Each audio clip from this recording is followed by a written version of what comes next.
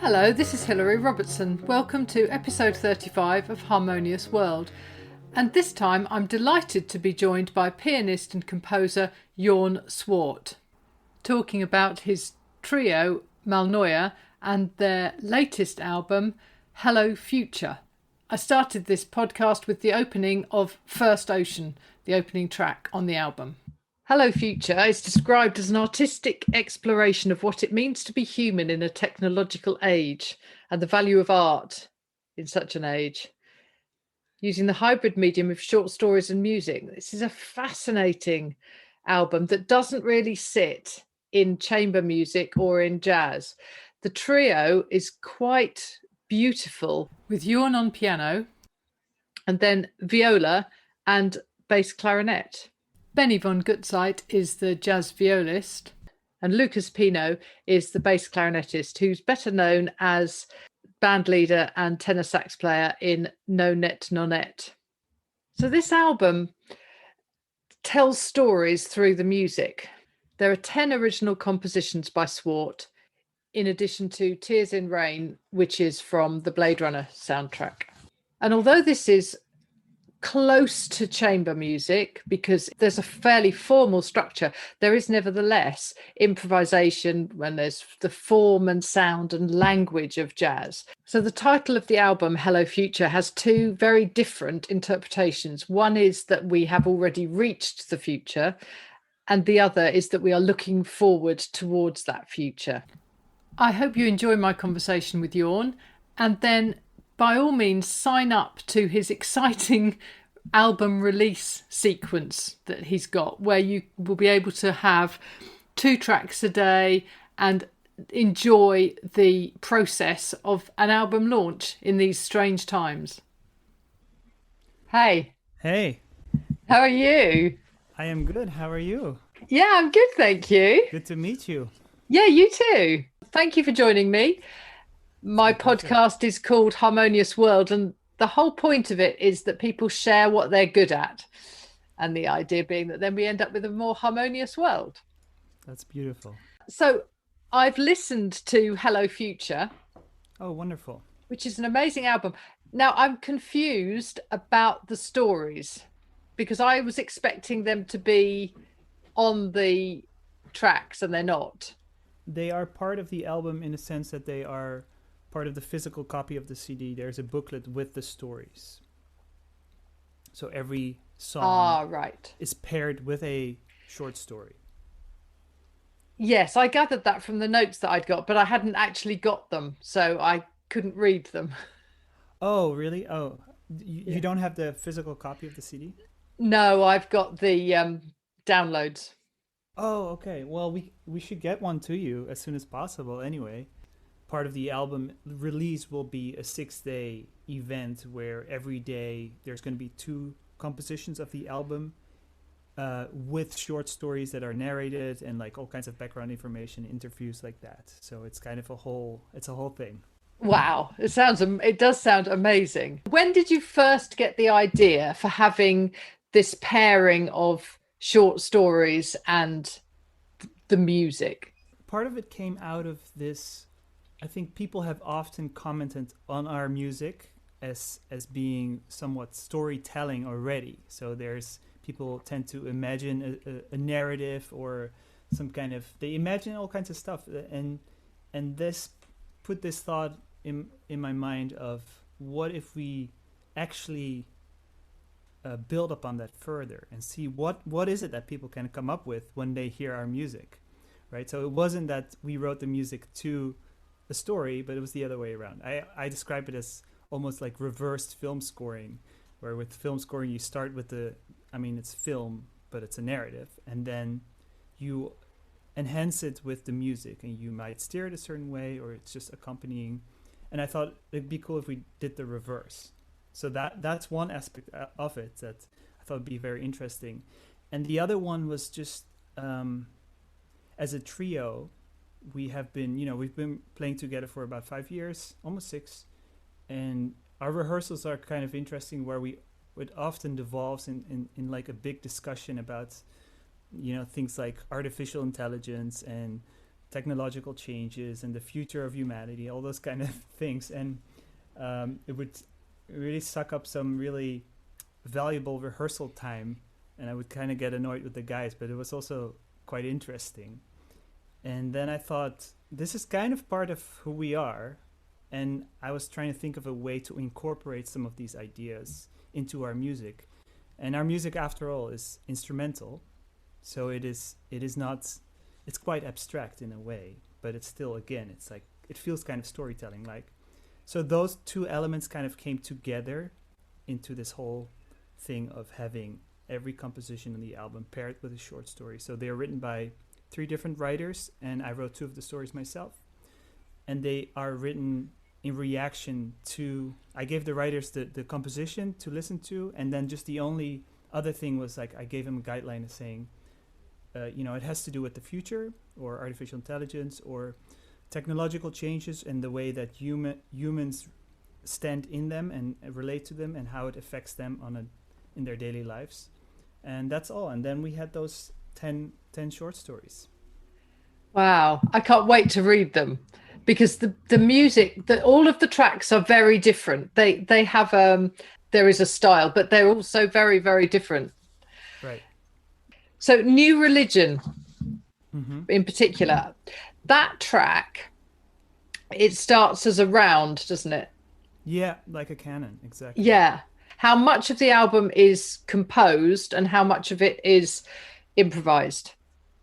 So I think it's quite, in that sense, it's quite traditionally coming out of jazz and improvisational music, where there is a theme, there's a melody that's predetermined, and then we build up on that and we improvise on that. So, but in that particular piece, it sounds pretty, that's probably why you're asking it probably sounds quite through composed, and there's all kinds of different sections. And then, but it always comes to a point where we let go of the sheet music, and we are improvising on the form and on the chord changes, but we try to make it very organic, so it should come out of whatever we were doing before. It shouldn't feel like, okay, now it's free for all, like this is actually an organic development, and it's a different kind of development that you might expect from classical music. Right, it's also developing. There's a whole middle section that can go all kinds of places, and with us, that's just improvisation. That's just listening to each other, reacting to each other. And with this particular piece, there's a lot of counterpoint, right? In the way it's written already, it's a canon, so every voice comes back, but like 4 measures later, and we're with the 3 of us, so it happens 3 times, and then it kind of keeps evolving in this more fugue-like compositional style where it's not as strict. It can kind of go all different places, and then we improvise, but again, we react to each other, so you can have that sort of counterpoint also in improvisation. Yes, and it almost feels like a set of variations, and I think, as you say, the 3 of you are obviously listening to each other. Yeah. So in editing this conversation, now seems an obvious time to include an excerpt from New Religion.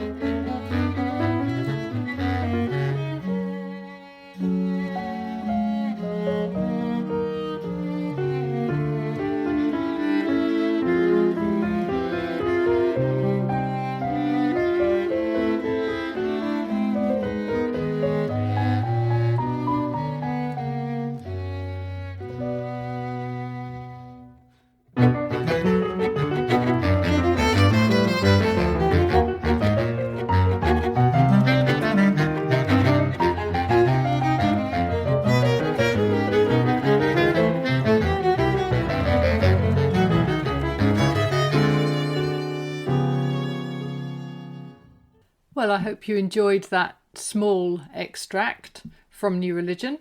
And now it's back to our conversation. So, did you record the tracks live, or did one person do their bit and then the others No, slot in? we always go in the studio together because of this, because we were reacting to each other. So it has to be all live. It has to be organic.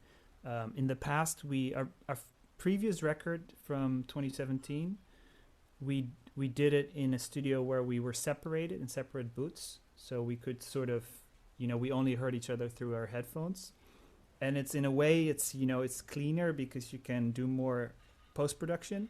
You can do a little more editing and fixing things, even though that's kind of cheating, but try to minimize that. But this time we actually went into the studio with the three of us and just in one room. So we're like very close together. We can see each other. We can hear each other acoustically.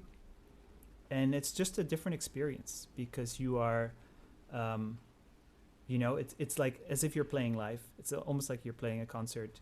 And actually, when we were recording it, we were on tour. We were on tour in the Netherlands, and we had done. I think we had one more show to go, and this is quite unusual because normally when you record, you record an album, and then a year later, when the album is done, you might go on tour and promote it. So you're playing all that music, and then you're like, well, the music changes as you perform it. It kind of becomes its own thing, and it develops. And then at the end of the tour, you're like, well, now I feel ready to record this album. So we did it the other way around. We actually went on tour, then recorded an album, and now we're releasing it. So it has a little bit. It has captured some of that live atmosphere and character. Okay. So in the writing of the stories, Mm-hmm. was that done before you went on tour, or was that done after you went on tour? No, most of it was done over the past year. So because I wanted it to be, I wanted the music to kind of inspire the stories. Yeah. And then have them be paired, and then the story be its own little thing. But they're short. They're usually just a paragraph or two. And it's kind of creating a little world, and then closing that gap again, and then the music starts, and it's just kind of setting the tone for the music to then develop. Right. I think the focus is still the music because the music is so involved. There's so much happening. There's so many parts. The real story is the music. Right. And then that's why I'm saying it's like reverse film scoring. Is you start with the narrative and there's music, and it might start even with music, and it can become a big part of the movie, right? But it's not its main focus, Right. And is there a story that accompanies Tears in Rain? Well, that's the only one that doesn't have a story because it is actually from a movie. Yeah, Right? because it's from Blade Runner. Yeah. Exactly. Which is its own story, and even that scene of the tears in the rain from this robot, however you want to describe him. Yeah. Yeah. No, exactly that we recorded, and that was like that. Yeah, I mean that's kind of the exception, I suppose, but it's still very much narrative and music super closely connected. The way we did that, we actually had the monologue, Rutger Hauer's monologue from the movie in our ears on headphones, and then we played along with it. We actually had to adjust the tuning because it was like it's Vangelis' score, right? It's all synthesizers, and it was slightly off pitch, so we had to move it a little bit so it would be in tune. And then we played along with it and improvised on top of that, and that became the last track of the album. Yeah. Yes, which is beautiful. I mean, I have to say Blade Runner is one of my favorite films anyway, so that moment is just stunning, isn't it? We all three of us really admire that movie, and that especially that moment. I mean, of course it's a very famous moment in film, but also just the score is so really cool, and the way it is timed where Rutger Hauer says like tears, and then we're still in sort of C major, and then it goes to E, but you think it's going to be an E minor chord, and then it turns out to be an E major chord, and the whole world kind of changes. Like we're in a new harmonic world, and then he says "in rain." It's like, it's such a powerful moment in film score history. Yeah. And we really, I've been wanting to do something with that for years, you know, so it was really fun to actually get to do that this time. Yeah. Great. So talk to me about Malnoia as a trio. How long have Yeah. you guys been together? Several years, I think. Yeah, so we've been, I think our first rehearsal was in 2015. And this out of an idea that I had of wanting to do something quite different. My first record was more like a traditional, I mean, not quite traditional, but in a sense, a traditional jazz record with piano, bass, drums, and tenor saxophone. And I wanted to try something different and not be I wanted to be very conscious of why I choose the instrumentation I'm using. And I think sometimes in jazz music, we tend to go for what is most commonly done. Like if you play piano, you might do a solo piano record, of course, but oftentimes people do a trio record, and that's with bass, drums, and piano. Or you do a quartet, you might add a horn or something like that. But I think it could be way more specific. You can be way more creative with your orchestrations. So I had this idea of doing something quite different, and I knew a great jazz violist, and there's not many, of course, but Benny van Goetzij is also a good friend of mine, and I knew him from Amsterdam when I studied there at the conservatory, and we both lived and still do live in New York City, and I had mentioned this to him that I had this idea for a new project, and he was super down, and we had there's a great tenor saxophonist, Lucas Pino, who's mostly known as a band leader of his Nonet. He has been playing Smalls Jazz Club in New York City, has had a residency there with that Nonet for many years. And I knew him, and we've played together. But I also knew that he played bass clarinet, and I love the bass clarinet. I think it's just such a beautiful, warm, woody instrument, and I just thought, what if I just choose these two instruments that I love and I put them together with my own and see what comes out. I mean, it was kind of an experiment, you know. And I asked Lucas if he wanted to join, so we did. And I think the first time we rehearsed, I was quite amazed that it worked. I was like, actually, this sounds really cool. And then just the instrumentation is so unique. I have never seen it in jazz or classical music.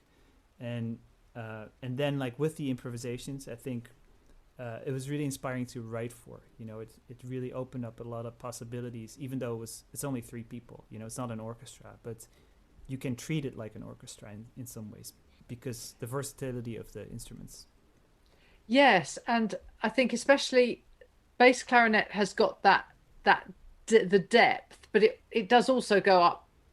It sort of meets the viola in the middle, doesn't it? And the viola goes higher. And I've never heard jazz bass clarinet except Marcus Miller has done it a few times, which is interesting in his style. But it is just such a beautiful, warm sound, isn't it? Yeah. And the viola has got that depth as well. Yeah. No, they're both interesting, but it is tricky because they're both quite dark sounding instruments. So it has to be balanced with the piano, and like the piano, of course, is quite a bright instrument generally, just like a lot of overtones, and I think that works quite well. But you have to be conscious of like who's playing what where, you know. But I think when the bass clarinet plays super high, it's a beautiful range. I think high bass clarinet range is very like singable. I think it can sound very melodic. So we do tend to alternate those roles all the time, very clearly. Like this part, the bass clarinet is up high, playing the melody, and this part, the bass clarinet is playing the bass. Like in a more traditional jazz trio where the bass plays most of the time the bass, you know. Yes, and they both have a percussive side as well, don't they? There's a percussive element that comes out on both of those. Yeah, I think, and especially Benny, like on his viola, he does a lot of sort of extended viola techniques. You know, like of course pizzicato, but also like this chopping technique, and that kind of comes out of. He's also the violist in the Turtle Island Quartet, which is a great jazz string quartet. Has been around for 30 years, and they're kind of known for having developed this style of jazz chopping technique, and they can make it sound super rhythmic, and they can even do things like imitating a drummer with like brushes on a snare drum or something. By the way, he's playing the viola, so that's really cool. We do a lot of experimentation with that and see how we can incorporate it and keep it interesting, because you're only with 3 people, so you really want to be able to create many different parts, again, as if it were an orchestra. Yeah. And I think that comes across. The tracks all sound very different. Right. No, they all have their own strong characteristic, and I think we try to do that and be very clear about the concept behind each piece, and I think it also comes out of just the wide range of influences that we have. And sometimes I struggle a little bit with it because I do want it to be coherent, but I think what saves us is the fact that it's such a unique instrumentation that it already like brings it together in this way, because we're just 3 unusual instruments put together. I think that helps a lot. Definitely. So was it recorded in New York? Well, actually, it was recorded in Amsterdam at the Power Sound Studio. It's a great studio in Amsterdam by an engineer called Paul Power. And they have a beautiful piano there, and it was just a really wonderful experience. And as I said, we were on tour in the Netherlands, so we just hopped, took a 2-day break and went to the studio. Brilliant. And that was obviously pre-pandemic. Yeah, that was 2019. Right. So how has the lockdown been for you? Well, it's been hard. Obviously, I think all gigs, all concerts stopped, and sort of figuring out what to do. I have been very busy doing my own thing and doing music and doing writing, and I started a weekly YouTube. I did like a piano reharmonization video every week for over a year. That's been fun. And then just preparing this release, it has been taking a lot of time. We still have to do like mixing and mastering and artwork and promotion and all things like that. It just ends up taking a lot of time. And as I said before, we have this experience, we call it the Hello Future experience, and it's part of the album. It's 6 days, and it starts on March 13th, but it will also be part of the album after that. And that just takes a lot of time. So I've been able to focus on that a little bit, but I also we can't wait to get back to it.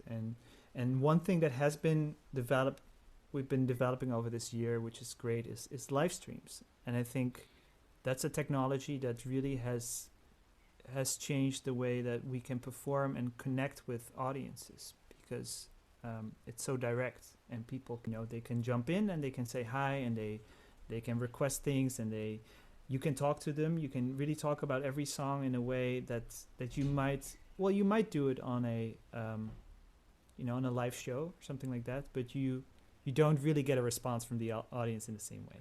So that's been really fun, and we're gonna do a bunch more of them. That's good. So tell me a bit more about the launch event for the album.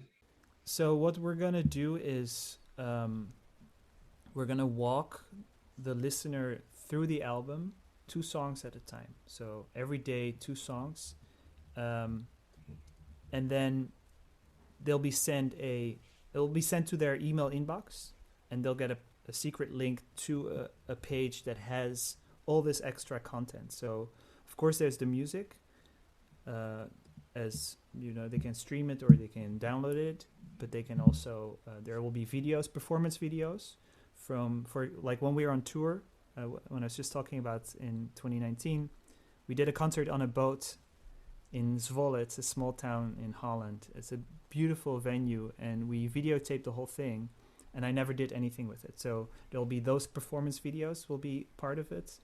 There's videos where I talk how I composed the songs, so the different compositional techniques I'm using. There's of course the stories that go with them, and I have the writers narrate their own stories and talk about them and talk about the way they wrote them. And there will be a live stream.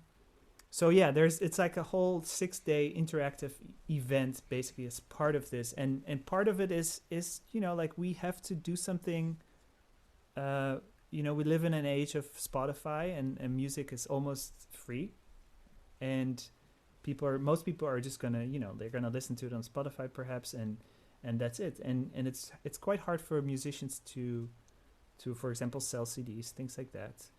And if we're gonna give it away for free anyway on Spotify, I kind of wanted to do it on my terms, meaning I'm gonna, you know, email you my music, but I'm gonna give you all this extra stuff that I think is really important to it, and then, you know, we can stay in touch and I can hear from you and hear what you think of it, and have that be more of a conversation than just putting it out there and be done with it. Fantastic. That's amazing.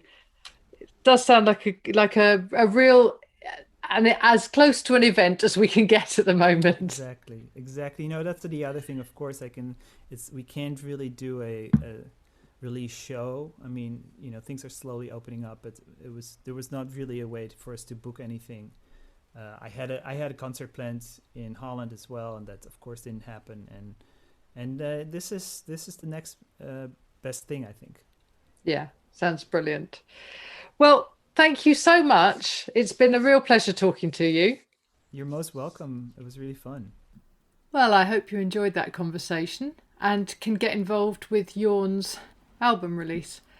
And I'm going to finish off with another track from his album. So this is Tubifoot.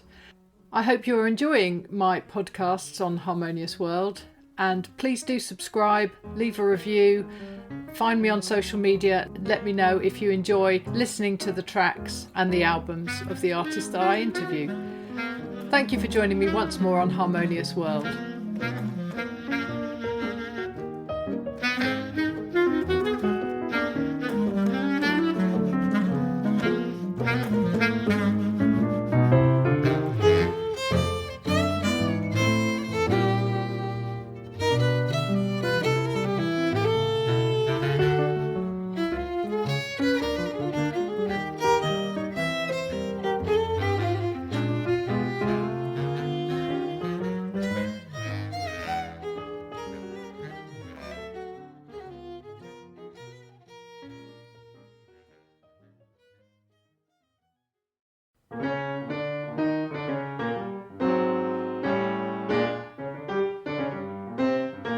Thank you for listening to the latest episode of Harmonious World. My name is Hilary Seabrook, and it's a great delight to bring this series of discussions with musicians and composers and writers and all sorts of people to you.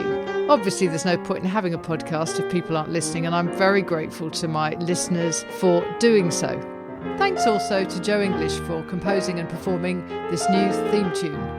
So wherever you get your podcast, you can leave a review. You can share this with your friends and family, either as a link or on social media and that sort of thing. I'd be really grateful for that. Don't forget that you can subscribe now. There's a link wherever you get your podcasts. So have a great week, and please remember why I started this, which is just to try and make the world a little more harmonious. Thanks for listening to Harmonious World.